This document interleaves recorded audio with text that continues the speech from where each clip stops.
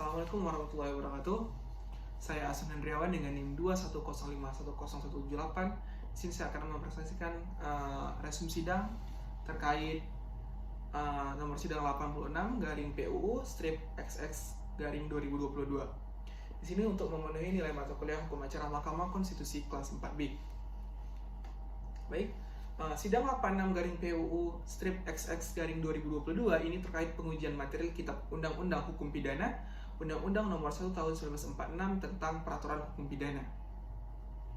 Nah, dalam sidang pada tanggal 12 September 2022, di mana sidang pertama, pemohon menceritakan bahwasanya permohon yang bernama Robianto sebagai salah satu keluarga korban atau ahli waris dari orang tuanya, yaitu almarhum Bapak Taslim alias Ciko P8, di mana almarhum Taslim alias Ciko telah meninggal dunia pada tanggal 14 April 2002 dengan dibunuh secara sadis di Pasar Malam Balai, Kelurahan Karimun, Kecamatan Tebing, Kabupaten Karimun, Provinsi Kepulauan Riau. Kejadian itu dilaporkan keluarga pemohon kepada Kepolisian Karimun dengan laporan polisi nomor polisi LP-25 garing 4 garing 2002 tertanggal 14 April 2002.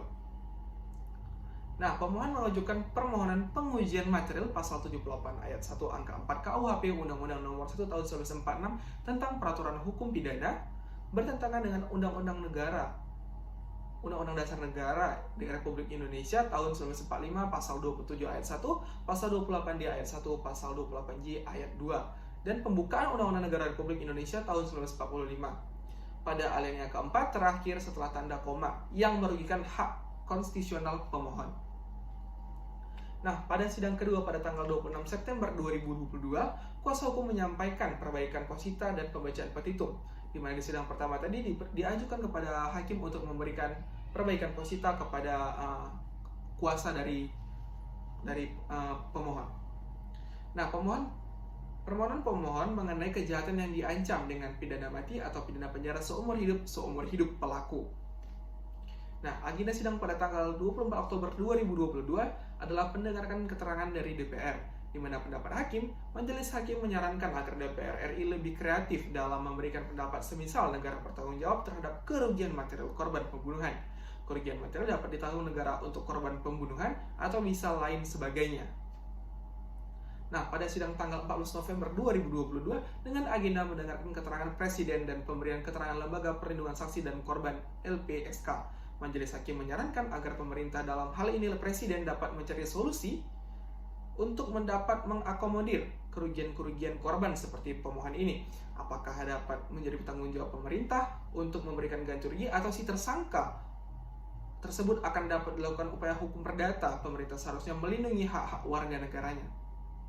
Nah, sidang pada tanggal 29 November 2022 dengan agenda mendengarkan keterangan ahli dari pemohon, yaitu Bapak Profesor Dr. Suhandi Cahaya, SAMHMBA, secara lisan telah memberikan keterangannya, di mana kesimpulan pemohon dalam kesimpulannya menyampaikan bahwa pasal 78 ayat 1 angka 4 Kitab Undang-Undang Hukum Pidana, Undang-Undang Nomor 1 Tahun 1946 tentang Peraturan Hukum Pidana yang berbunyi mengenai kejahatan yang diancam dengan pidana mati atau pidana seumur hidup, penjara seumur hidup sesudah 18 tahun Lembaran Negara Republik Indonesia tahun 1958 nomor 127 bertentangan dengan Undang-Undang Dasar Negara Republik Indonesia tahun 1945 dan tidak mempunyai kekuatan hukum mengikat secara bersyarat atau konstitusional sepanjang tidak memaknai mengenai kejahatan yang diancam dengan pidana mati atau pidana penjara seumur hidup pelaku.